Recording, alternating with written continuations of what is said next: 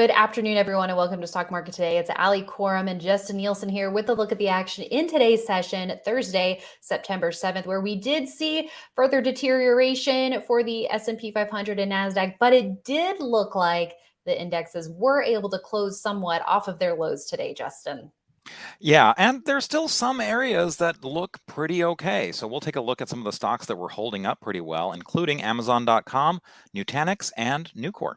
Great, let's do it. First, let's take a look at the major indexes. The NASDAQ today down 0.9%. The S&P 500 off just 0.3%. The Dow actually positive on the day, up 0.2%. But like the NASDAQ, the Russell 2000 was also hard hit. Small caps down 0.9% today. So if we look at the NASDAQ composite here, Justin, a down day below the 50-day line after closing right at that level yesterday. But like I said, off lows for the day. But where does this put this in terms of the rally attempt, the follow through day? What should we be thinking about, Justin? Well, I think you should be thinking defense because look, this is one of the reasons why we try not to get overly excited by any follow through day. What we like to do is wait for the rally and the stocks to prove themselves, and that means that you're making money. And this was very short lived. I mean, if you think about when the follow through day happened, it was just a little over a week ago, and this is a short week. So we didn't have that many days where we were actually seeing progress before we started rolling over. And now we're kind of losing these areas of support. 14,000 was kind of the first one. And look, that was maybe a little tight, but then once we got to the 50-day moving average line, I felt like yesterday was kind of a critical juncture. Do we flop on the other side of that fence, or do we, come over to the right side? And it looked like we flopped to the wrong side here. And so while it is nice to see that we recovered off the lows, I mean, the NASDAQ was down as much as 1.7% intraday, and it closed to a 0.9%, loss. It gapped down. So one of the things that when you're looking at the daily chart and there's a gap down, we have what we call the true range. And that is if you look at where the close of the prior day is and kind of make that bar a little bit bigger, it looks like it closed in the top of the range, but really it was kind of mid-range when you consider that close. So not a great look. Again, it's better than closing at the lows, but still not really spectacular. The one thing we can say is that it did hold above the low of the follow-through day. That's kind of a line in the sand that we're looking at as potentially putting the chances of failure very high, but we don't have much room. It did get under there earlier today, and while it closed above there, we don't have that much room. So on top of that, there's a lot of stocks that just aren't working. They're back below their 50-day moving average line. So that's got to all kind of be put together to kind of make you say, okay, if you have some stocks that are working, that's great, but this is not a time to be doing some aggressive buying. Yeah, so the uptrend here, kind of on the ropes at this point. Right. And so if we do get a close below the low of the follow through day, IB's research shows there's a very large chance that the rally ultimately will fail. Is that right, Justin? Yeah, this originally came from some market school studies that I did with Mike Webster and Charles Harris years ago, and it's something that we studied on the NASDAQ, but we found that it actually works on a lot of the other indexes as well. And there are those cases where you can undercut it and still survive. But in most cases, it's an early warning that you're going to undercut the rally itself, the rally day low, and that would be all the way down at 13,161. Or if you don't undercut that, you at least aren't making progress for a while. Right. Okay. Well, we'll have to see what tomorrow brings us, the end of this shortened trading week. Let's also take a look at the S&P 500 here, because it is now visibly below the 50-day line as well. And the follow through day low, not much lower. So kind of a similar situation there, Justin. And the Dow managed to eke out a gain today, but it was still an inside day. Yeah, still an inside day, and the Dow had already looked a little bit weaker. Previously it was undercutting its lows from early August, so it was kind of in a very different position when the follow-through day was happening on the S&P 500 or the NASDAQ, the Dow was no longer in position for that. And so it was too early. And so this never really had a follow through day. It's certainly weaker. And the Russell 2000 is also kind of been showing a lot more weakness for the year. That got up above its 50-day moving average line, immediately got turned away and couldn't hold it. And one other thing I just want to point out here that I think is important, we talk about the equal weighted indexes, and if you look at the RSP, which is the equal weighted S&P 500, what's interesting is how this also really just came up to that 50-day moving average line and got turned away. So, that's another thing that is making me a little bit more cautious here and not wanting to get too involved, because the fact that that breadth issue that we've been dealing with for a while is rearing its head, especially clearly on the RSP. I think that's something that just can't be ignored. Well said, Justin. Let's take a look at the 10-year Treasury yield off today, but for the week, we are seeing a bounce off of the 10-week line. Yeah, off today, but still, it wasn't helping stocks that much. So, don't necessarily look at the 10-year Treasury yield for respite here. And I mean, it is generally good for stocks when the 10-year Treasury yield comes down, but it really popped a lot in recent days. So it's going to have to come down more before you see stocks react, I think. Yep, that makes sense. Well, we are seeing strength in the energy sector continue. USO, which tracks crude, down a little bit today. Looks like an inside day, but man, have we seen a big move up in crude lately, and that has definitely benefited energy stocks, which are holding up near highs for the year here. Yeah, and so after this big move that we had, what I'm really looking for is, does it hold the move? And so far, it looks like it is. One down day is not a big deal, but the fact that it's holding the move is important. And remember, with XLE, that is very heavily weighted in ExxonMobil and Chevron. And Chevron was looking, fairly weak. I mean, that was below its 200-day moving average line until just recently.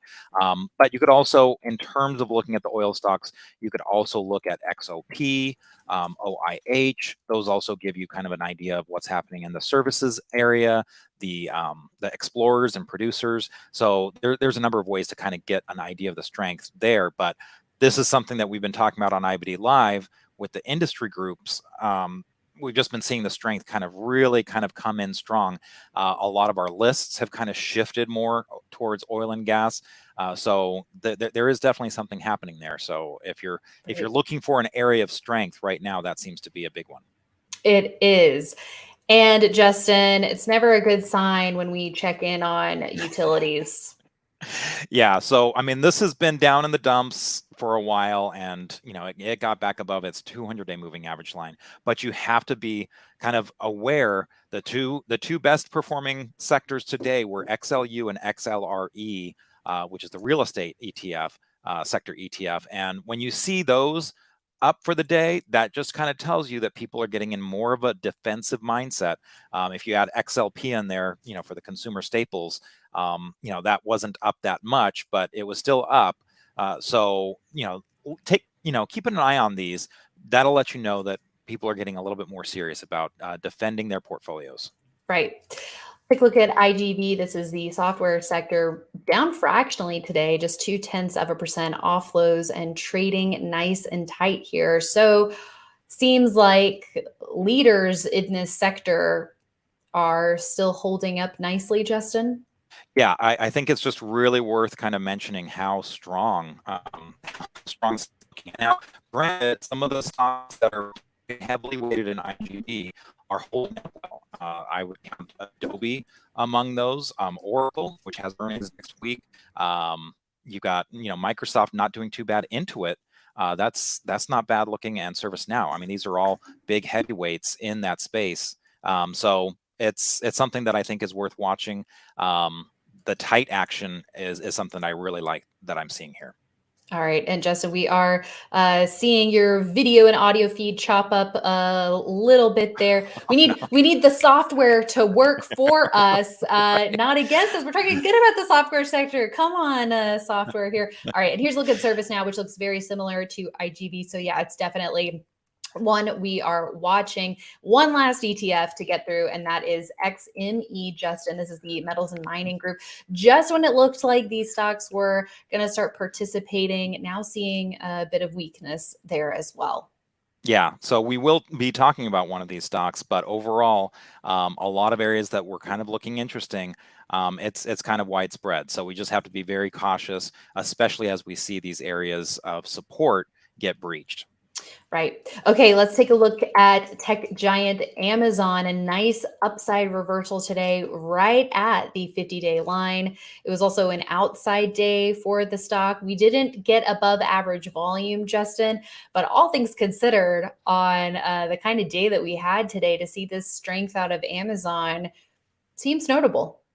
Yeah, I mean it's really kind of interesting here how good this looks. It's held that 50-day moving average line this entire time. I mean since March 17th, I believe. It's gotten support at that area, and it just keeps on powering higher. Not only that, I mean it's got some pretty strong earnings there. I mean this is Amazon. This is no tiny stock, and for it to have triple digit earnings growth. Now keep in mind that is coming off of negative numbers, and you can tell that because there's a little number sign on our earnings growth number. But still, coming from some losses to really strong numbers is very impressive. And if you look at the weekly chart here, you can almost see, if you kind of look at that big week that it had, draw a line along the lows there and then draw a line along the tops. You kind of are just really tightening up into this area. So the expectation here is that it would break one way or the other. And right now, the fact that it's getting that support at the 10-week moving average line, I think, is a positive. So if this breaks above and kind of out of that tight little pennant action, that could be a positive for Amazon. And this is a very heavy weight in the Qs. Right. Right? It's almost like 5.5%, I think. So this is acting very differently from a lot of the stocks. The fact that it's holding up so well is, I think, pretty remarkable. And Mhm. today is just an example of how strong it is, because it was able to make a pretty significant gain with a lot of headwinds. Right. And that's the one good thing, I think, on a day like today for long investors, is to see, okay, what are the stocks that are holding up the best when the market is down? And that Yeah. can be a great signal for leadership when the market starts picking back up again. Yeah. It doesn't mean you have to buy it today, but certainly worth keeping an eye on what holds up the best, because a lot of times, as you said, Ali, those are the future leaders. Yep.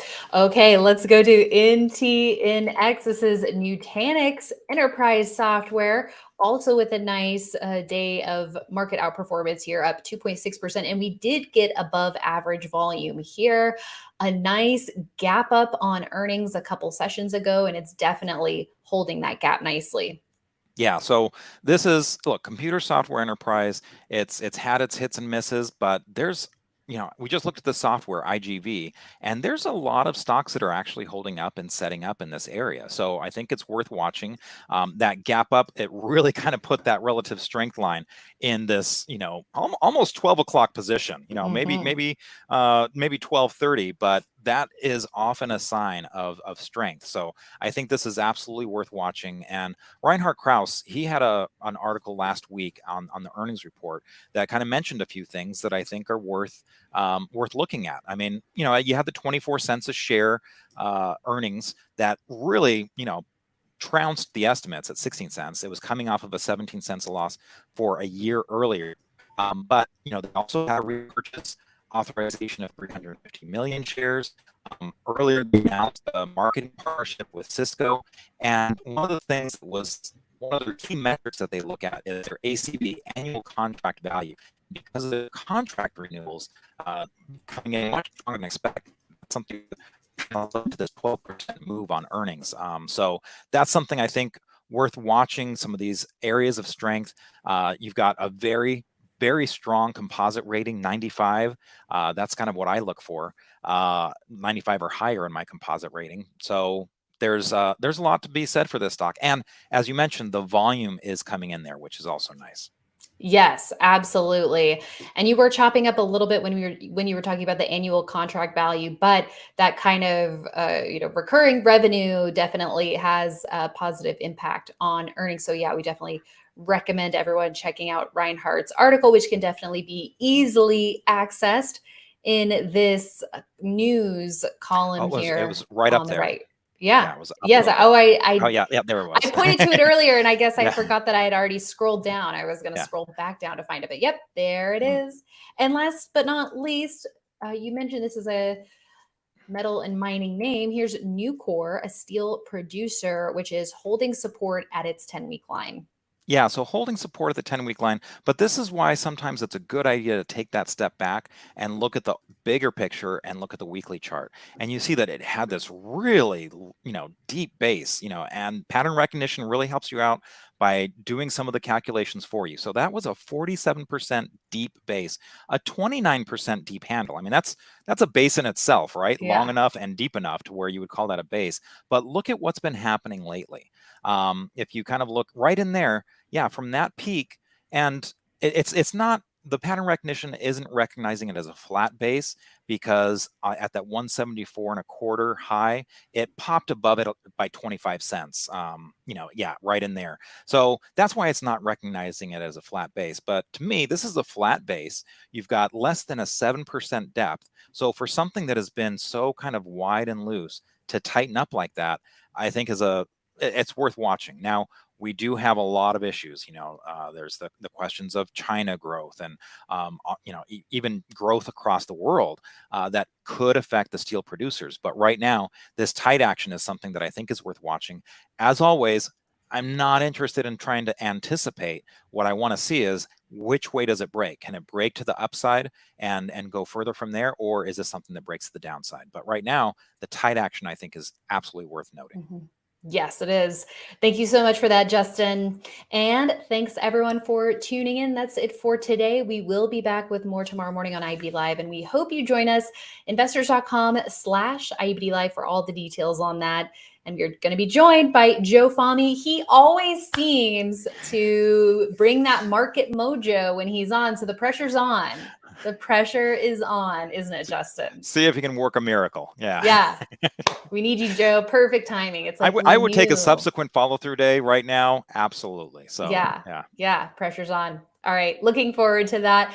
We'll see everyone then, and we'll also see you right back here tomorrow at the close.